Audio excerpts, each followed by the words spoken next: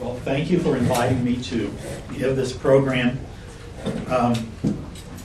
I got to spend 38 wonderful years teaching American history in high school. At a high school of about, well, when school started, we had about 1,500 students. By May, we were lucky we were breaking 1,000. And the kids would come in and out pretty rapidly. During the time, I also taught at the local junior college, Dene College, for 20 years, basically teaching sociology. I am a graduate of Alva, both the high school, I'm yay Gold Bugs, and also Northwestern. Apparently their sports programs have improved a lot from the early 70s when we tended to go to football games to drink rum in the hidden thermoses.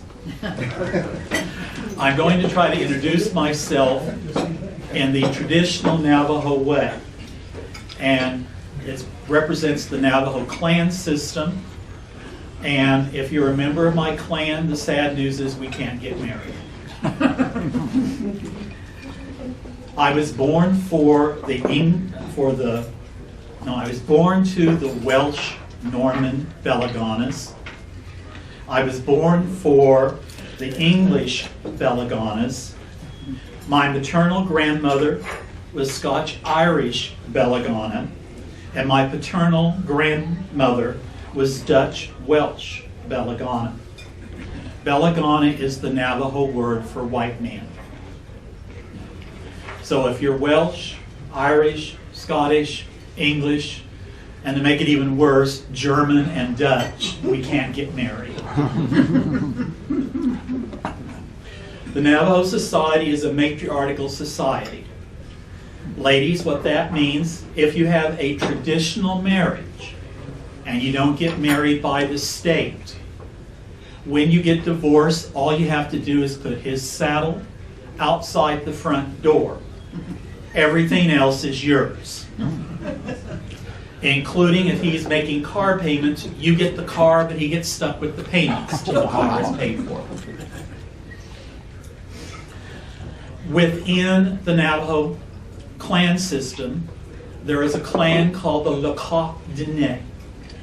Dene is the Navajo word which means the people, and that's what Navajos normally call themselves. The Lakah Dene, if I could be adopted by a clan, this is the one I would have been adopted by. Reed people.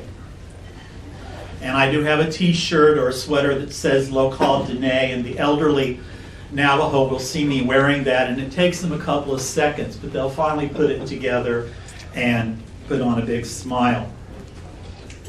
When the kids used to ask me what heritage I was, I just always answered I was an American mutt, because basically Northern Europe and the British Isles, and you've got me. The Navajo believed they entered this world outside of Farmington at Dinantah, and they came from the fourth world into this world, which is what they call the fifth world or the blue world.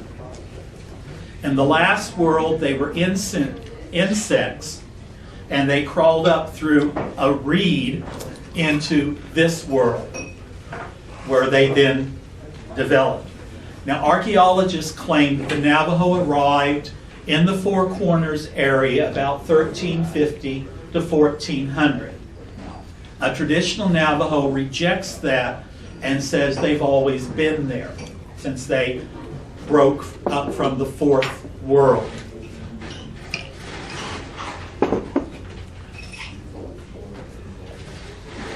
Now, there are other connections to the Navajo tribe. There are some Canadian Navajos. The Apaches are what they call first cousins, and the Eskimos are also connected by language within their language connection. Now you might wonder how I ended up 740 miles from Alva, Oklahoma. It starts with a guy named Donald Kinney. I don't know if that name means anything to anybody, But he was one of the first high school principals in Chinle, and he was a Northwestern graduate. The school district opened in 1957, and Mr. Kinney was now high school principal in the early 60s. He hired an Alvanite, Phil Krause, to come out and teach at the high school. Phil Krause recently passed away, and his obituary was in the paper for a short period of time. Phil Krause had a scholarship paid for by Milford and Aline Rice. And when I was out hunting for a job when I graduated from Northwestern, nobody had told me that I needed to be a coach of something. So everywhere I applied, the first question as a history teacher I was asked was, what do you coach? And if you know me at all, you know I'm not athletic at all. And so Aline basically called Phil Krause and said, get Lynn a job. And the next thing I knew, I had a contract for Chinle. About a year later, Jana Russ Snabel came out and taught for a short period of time. Then a few years later, Rick Beeler, Bill and Linda's middle son, taught 3 years with me and then taught at Kayenta, Arizona, which is 60 miles from Chinle, still on the Navajo Nation. Then he taught at Page, jumped around a little bit, went back to Page, then down to Kayenta, and he is now retired, working back here in Alva as an assistant manager at Walmart. That was always kind of a joke among our teachers that when we retired, we were all going to become door greeters at Walmart. Also today in the audience, we have Janice Troyer and Martha Draper.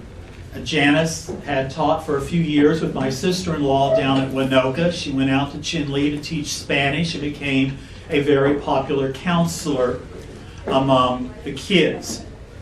She taught there 4 years and then decided she needed to go to Kansas. Why Kansas? I don't know. Martha came out and you taught there for about 5 years, I believe, at the elementary level. And she got a little homesick, hit Santa Fe, and then returned home to Waukeeta, where she retired to. Another Alvanite that taught out in Chinle and is still teaching in Chinle is Chris Smith. Chris and I graduated high school together, and he is a nephew of Phil Krause. So you can see there's lots of little connection. Chris Smith was Wesley and Peg Smith's son. And of course, Wesley was a high school math teacher here in Alva. 30 miles away at Ganado, John Beeler, Rick's younger brother, taught there for a few years, and Jay Reichenberger taught there also for a few years. So there has been a large Alva Northwestern connection out there to the Navajo Nation. When I signed my first contract back in 1974, it was for $7,600. And of course that sounds terribly low today. But the other day when I was talking about that, Nancy Stuckey, a retired teacher who taught with my mom at that time, said, you know, that was about twice what your mom was making over at Byron at that time. So that was quite a surprise. Navajo people are basically divided into two groups. There are the very traditional Navajos and the Navajos that have become quite anglicized. Now, you can easily get into an argument with a traditional Navajo. It's kind of like, what is your tradition? You know, Christmas is right around the corner. Do you have turkey or ham for Christmas? And you probably, those of you that have ham, well, turkey's Thanksgiving. You know, that's a Thanksgiving meal. And basically that's the culture you grew up in, what you expect. And that's kind of with the Navajo. Their traditions are slightly based differently upon their clan. And you can get into many, many different arguments.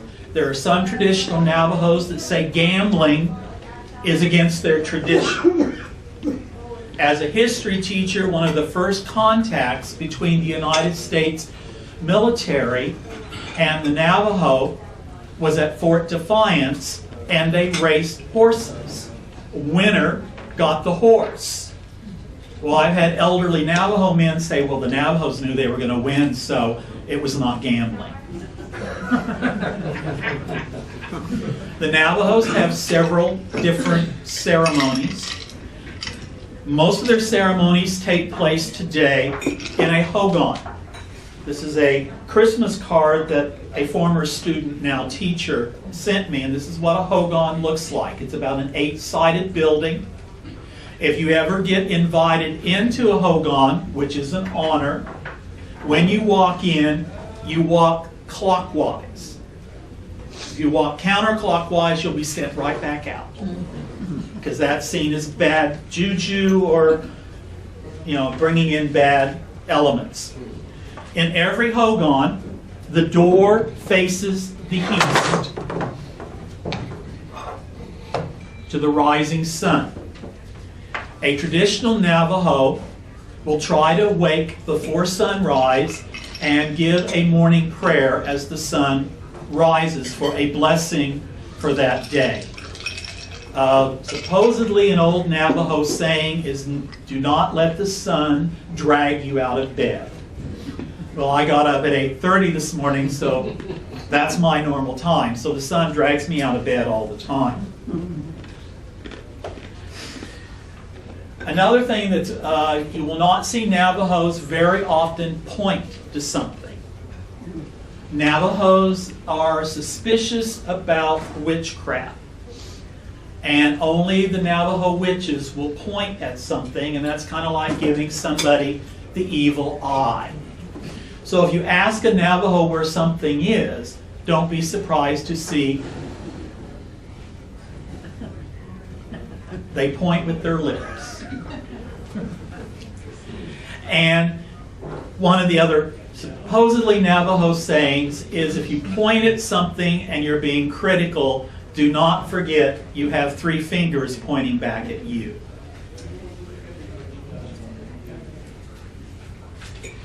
The Navajos live in an area that 4 corners, that they considered their sacred area, their sacred territory.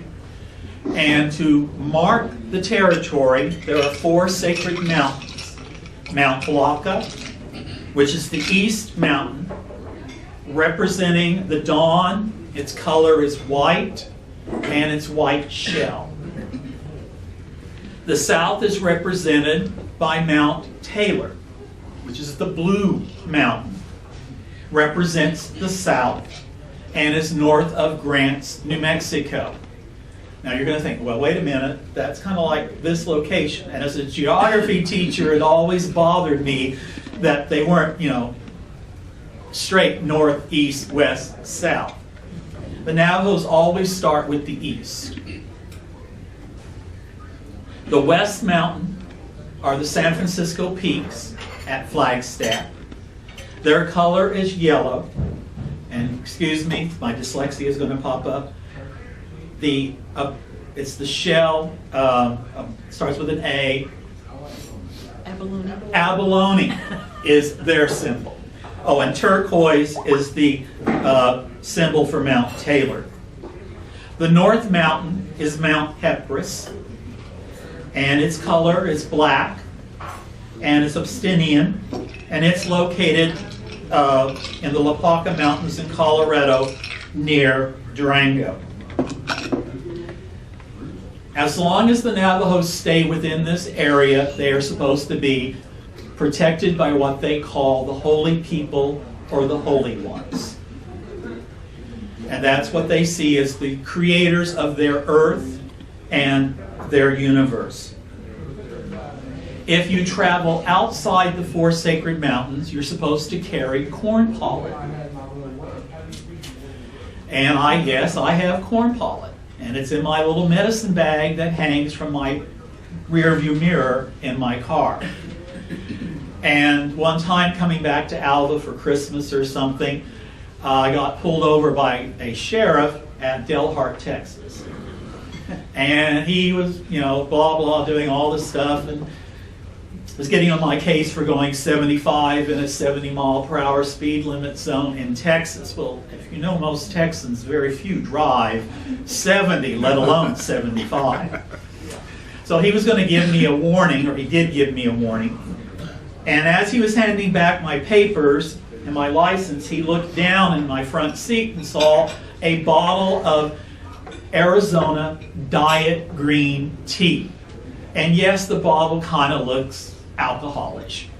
So I pulled it up, gave it to him so he could see that it wasn't alcohol.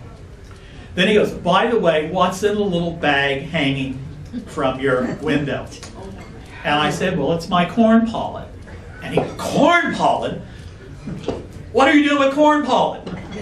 And I said, well, I teach on the Navajo Nation, the four sacred mountains. When you leave it, to protect yourself, holy people, you got to have your goodbye. And he let this long-haired ponytail guy, and I probably had my Hillary sticker or something on the bumper to let me get on down the road. Now, I've had some interesting events with the traditional marriage versus civil marriage. A traditional marriage in the Navajo society, a medicine man marries you, and there is no wedding license, there is no state record of that event. So I have had school board members that have been traditionally married to someone else, and that their spouse was working for the district. According to Arizona, since there was no civil record, it was perfectly legal for them to do that. And that wouldn't be legal back here. They would say you couldn't do that. When I first started teaching back in August of 1974, if I ever gave a free moment in class, my kids almost always started speaking Navajo. There is not a Navajo word for bus. So you'll be here listening to the kids, and all of a sudden they'll be talking, and you hear the word bus. Well, they're making arrangements to meet at the bus, or something like that. But by the time I retired in June of 1912, you very rarely heard Navajo spoken at school. They have made attempts to try to save the language. I'm afraid the language is probably going to be dead in another 2 to 3 generations. They are in the process where a lot of the kids can understand Navajo when grandma or grandpa speak it, but they can't talk back in Navajo. And that's a very normal process. They expected the schools to pick up the slack, I guess you could say. Yattahe. Now that's how I say it. But one of my friends, Grandma Marjorie Thomas, would pick up a piece of paper and hit me on the head. Because I'm leaving out a sound in there. Navajo is a guttural language. You use muscles down here in your throat that in English we don't develop. We don't develop, so there's a lot of sounds that they make that's very, very difficult for us to make. So the youth is changing. The kids are like your kids. They love computers. They have their cell phones. They can do things on their cell phones that I can't do. They bring their little DVD players to school and sit in the halls before school or during lunch or whatever and watch their movies. Might be questionable movies, but they're watching their movies. Chinle school system is a public school. So that meant I was a state employee paid by the state. In the Treaty of 1868 between the United States government and the Navajo, which is one of the few Native American treaties ratified by the United States Senate, the Navajo were promised free education. The first schools on the reservation, or the Navajo Nation, were BIA schools. These are usually boarding schools, which means they have a dormitory. Today, they are usually four-day week school, Monday through Thursday. Kids as young as kindergarten and first grade go and live in the dorm during the week and go home on the weekends.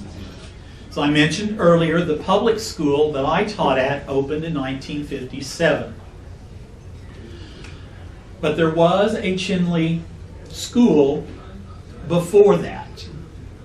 And it was basically a segregated school. Whites only. Because white kids whose parents were BIA teachers could not go to the BIA school. So they had to have a school for the white kids.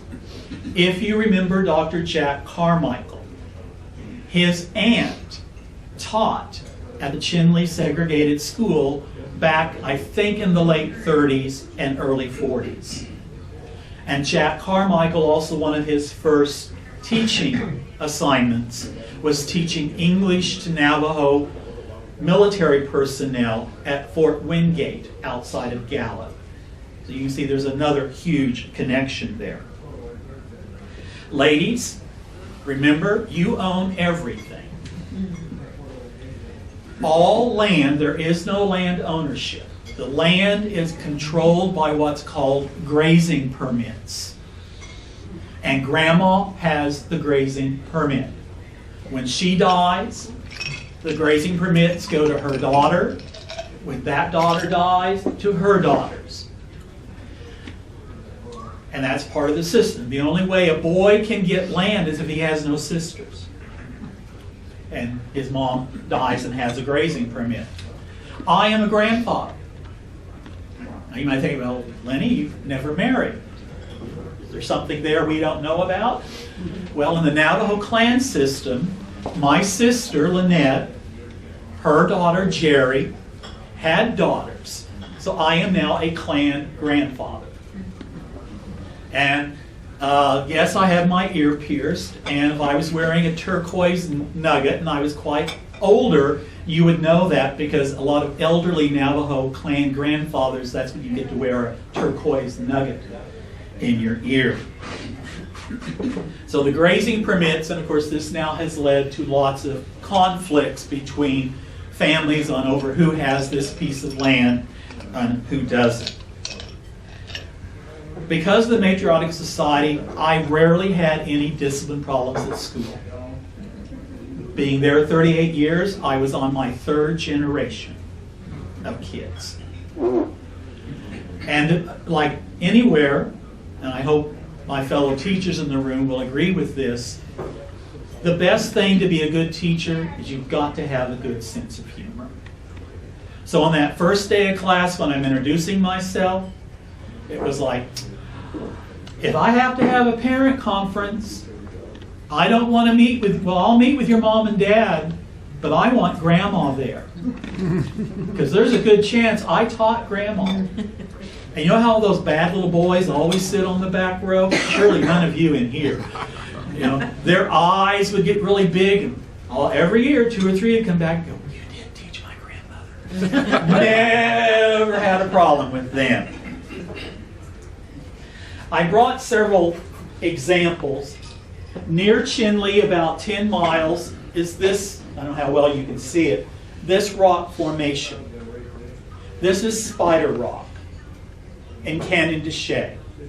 Now, I love Canyon de Chelly. To me, Canyon de Chelly puts that other little hole in the ground called the Grand Canyon to shame. To me, when I've been to the Grand Canyon, it's too big, too large, I just can't take it all in.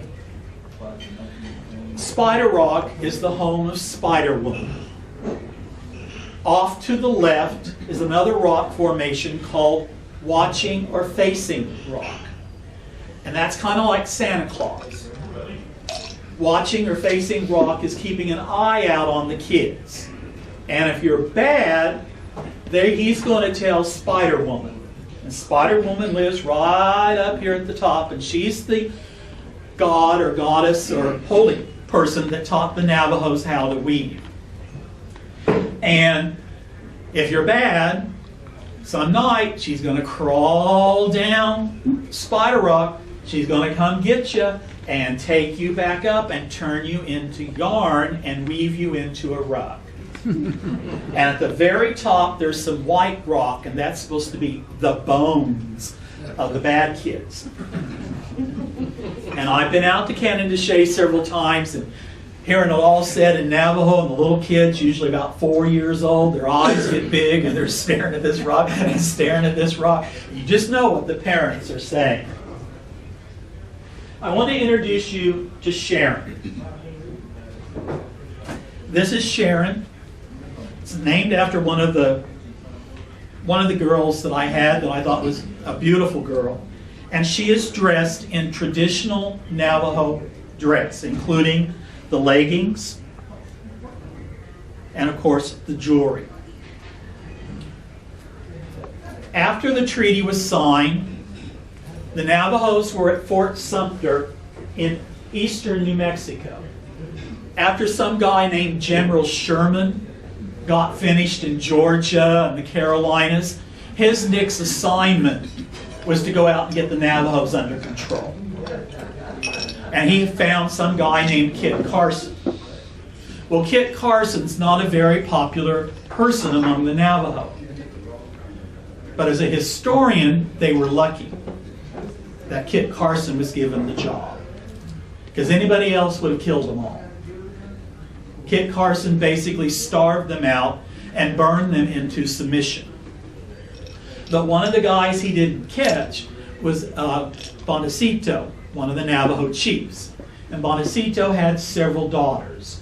And as he fled west, he married his daughters off to the Hopi village chairman or chiefs. Okay, who owns the land? The women in Navajo society. So this is the foundation of the conflict between the Hopi and the Navajo today, and it doesn't help that they found oil and coal and other things on that land today. So if you hear of the land dispute, that's the foundation of that. Well, while the Navajo were at Fort Sumter, General Sherman sent a survey crew out into the Navajo Nation, which is the size of West Virginia. It starts in western New Mexico, north of Gallup and Grants, up to west of Farmington, then goes into Arizona, all the way across northern Arizona to the Grand Canyon, except for Page. There's a little area that the tribe gave up ownership on to Page so they could build the dam and the power plant there. Also, all the land south of the San Juan River in Utah is part of the Navajo Nation. So there is a conflict, and of course right there in the middle of the Navajo Nation is the Hopis. They are totally surrounded by the Navajo Nation today. Navajos have several different distinct styles of art. Don't know how well you can see it, but they have a very flat art style. This is a very common way that they do a lot of their drawings, and you're welcome to look at this later. Now, when a Navajo is born, one of the things that's a traditional gift is a cradle board. And this is a traditional cradle board. It's made out of cedar, they bend the wood, all of that, it didn't crack, and of course they put the kids in here. And the kids are, you may have to help me with this word, swaddled very tightly. And I had somebody the other day say, well, that's why they have flat heads on the back, because they're kept in here. And they tend to be very content and happy when they're put into the cradle board. Besides having flat heads, most Native Americans have flat butts. I don't know if that's also because of the cradle board.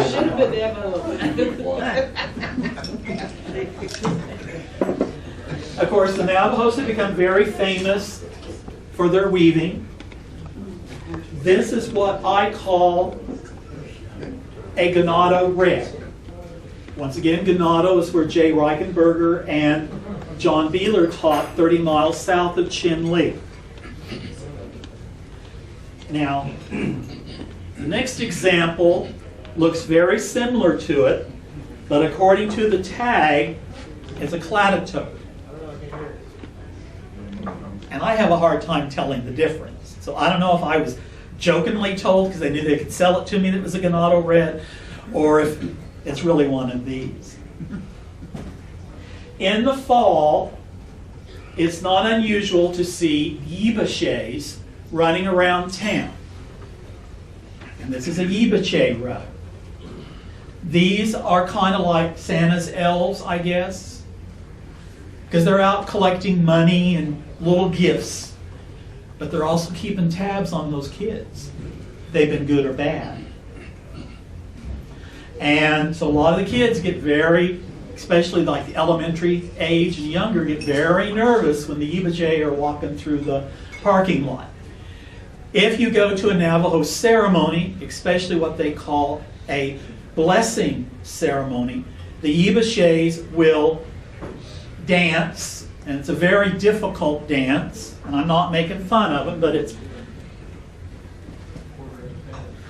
and they probably do 4 shakes, and then, because everything's done in 4s. And that's just part of the healing ritual that they do. And this one is a Chin Lee pattern, where I'm from. So if you see a Navajo rug with this design on it, that stands for Chin Lee. Now, how can you tell the quality of a Navajo rug? Mirror image. You fold it in half, and it matches on both sides like a mirror. That's a good rug. The other one is you hold it up to the light, and you see how tight the weave is. The tighter the weave, the better the rug. Now, some rugs can go very expensive. At, trying to think, Crown Point, New Mexico, every year has a huge rug auction, and the rugs can go for hundreds and hundreds of dollars. I didn't pay that for these. It's like a lot of things. The weavers will sell it, say, sell it to someone like me for $100, and then I sell it to somebody else. They sell it for $250, and by the time it gets to Santa Fe or somewhere else or a trading post, it's now $500, $700, or whatever. The other thing Navajos do, is, of course, is dry painting or sand painting. These are usually ceremonial in a healing ceremony. They're done inside a hogan. They are not saved. At the end of the ceremony, they are destroyed. And it's very hard to ever get your hands on a ceremonial sand painting. This sand painting represents, and I'm holding it the correct way for me, the 4 directions. East, south with the turquoise, west with the yellow, black with the north. So that's where that comes from. Now, in your hogan, around your doorway, you will have the 4 stones placed. Navajos are very afraid of death. They basically want nothing to do with it. And if you die in your hogan, they can't take you out the front door. They got to smash out the back north wall and take you out that direction. Also, this is true Navajo pottery.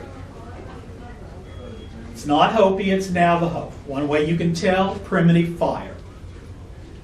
It was made, placed in a pit, covered with dung, and burned, and marked that way. This is another small example of Navajo pottery. And in the bottom, you will see a horned toad. Horned toads are very sacred to the Navajo. They are sometimes called a che. A che is grandfather. And if you see a Navajo, or if you see one of these, you're supposed to pick it up place it over your heart, say a prayer for blessings, because you have been blessed by a visit by your grandfather. Now, according to my brother Joe, if this is happening, around here, it's against the law for you to pick up and mess with, I think it's a sandhorn toad. You're supposed to just leave them alone because they're an endangered species. But I would still pick it up with a good one. Another thing the Navajos have done, they have adopted the Hopi Kachina artwork. This is an eagle dancer. And the Kachinas were basically dolls that represented the gods or the holy people to teach the Hopi kids about their religion.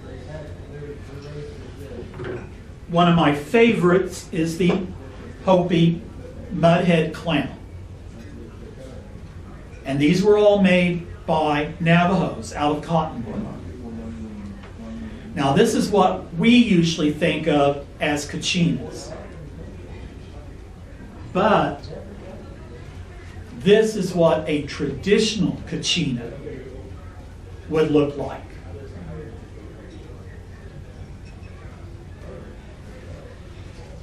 So that's my spiel. I hope I've entertained you a little bit. There's a traditional type blessing Navajos leave with you. Nazoni means beauty. May you walk in Nazoni.